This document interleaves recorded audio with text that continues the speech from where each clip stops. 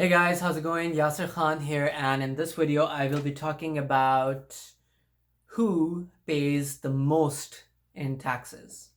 Okay? And as always, the reason for me making this video is because people are really genuinely interested as to who pays the most in taxes. Okay? Apparently, the misconception is that people who are wealthy pay a lot in taxes, and that's generally not true. It's not. It's actually the furthest thing from the truth, because of something I will discuss a little later on. People who actually pay the most tax are high, are they're professionals who have high paying jobs. Okay, think doctors, dentists, lawyers, investment bankers, um, anyone who's making over $250,000 a year in earned income. Okay, they pay a lot in taxes, and they will keep paying a lot in taxes. Now, why is it this way? Well, the first thing to understand is that there are three types of incomes.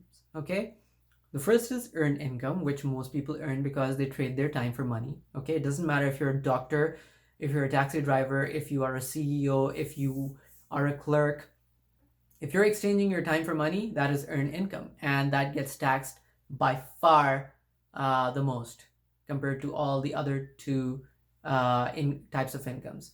The second is portfolio income, and that is what happens when you buy a stock or a property for, let's say, like $2, and you sell it for $4. Okay, so if you sell it for more than you bought it for, that gain is called capital gain, and the tax is it's the tax is on those capital gains. Okay, and that is portfolio income. Now, portfolio income gets taxed lower than earned income, but it still gets taxed a lot. Okay, the third is passive income. This is when you have a rental property where income keeps coming in without you working for it. Or you have dividend stocks where dividends keep coming in without you working for it. If you have a business where you are just a stakeholder and you aren't operating the day-to-day operations of that business, then that is passive income for you. If you have a franchise, that could be passive income. If you have written a book and you receive royalties from the sales of that book, then that's passive income as well. Okay, so people who earn passive income pay anywhere between 0% to 10% in tax, depending on various different factors. But if you do everything right, you will not be paying a whole lot of tax on your passive income. Now, here's why most people don't know about this.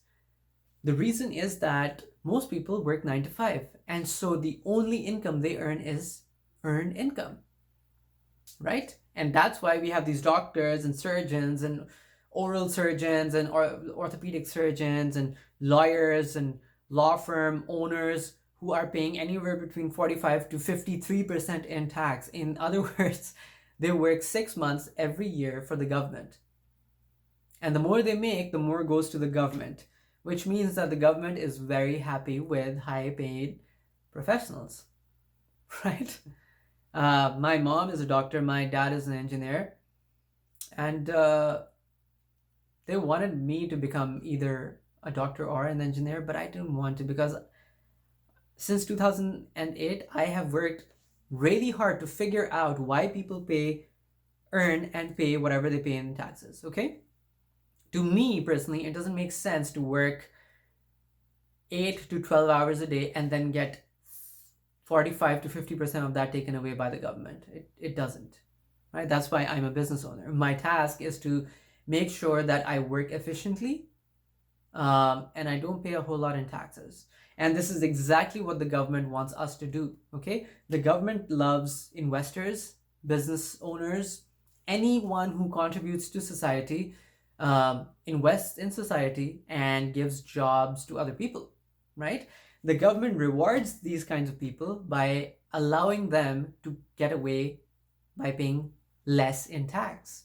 This is why you have a few people at the top who are making millions of dollars every year, but they don't get to pay a whole lot of taxes. And contrary to popular belief, they're not evading taxes. The tax code allows them to not pay a lot in taxes. It is in their interest to operate their business or their investments the way they're operating so that they can reduce or minimize or completely get rid of taxes, at least in the short term. Okay?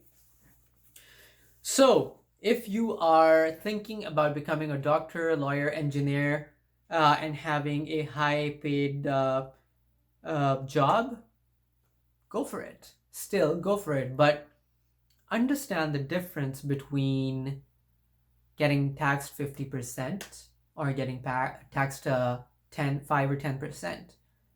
Generally speaking, if you have a high paying job, and of course, you'll be earned income when you're trading time for money, the taxes are probably going to be a major concern. Okay? Now, who pays the least in taxes? Real estate investors pay by far the least in terms of taxes, at least in the short term. Now, I don't want to go into the nitty gritty of it because it's going to sound confusing, but when you invest in real estate in Canada and the US, and probably in other places around the world too, the government rewards you by allowing you to pay a lot less in tax. Why? Because you're buying investment properties and then allowing other people to live in it, fully knowing that all those people have to do is pay rent to you. Okay, they don't have to come up with a huge down payment to buy the property outright. So you are facilitating the economy. Okay, and the government's like that because you're making their jobs easier. Because if you were not doing this, then they would have to raise taxes on all the other people in order to create welfare housing for many of its citizens, right? I know it's a lot to take in. Okay, so when people are really happy that they're making $300,000 a year, they're not making $300,000 a year. They're more likely making anywhere between $150,000 to $170,000. The rest of it goes to taxes, and I'm not even talking about all the taxes. I'm just talking about the income tax.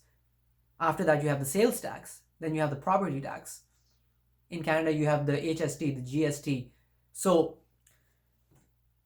a good way to make sure that you save a lot in taxes over the long term is to invest for passive income. Okay? This will also allow you to get rid of your job in the short term. All it takes is a little bit of commitment and working towards your goals every single day, guys. Okay, it's gonna take work. It won't happen overnight. It took me at least a couple of years to get where I am right now. Okay, I hope this video helps.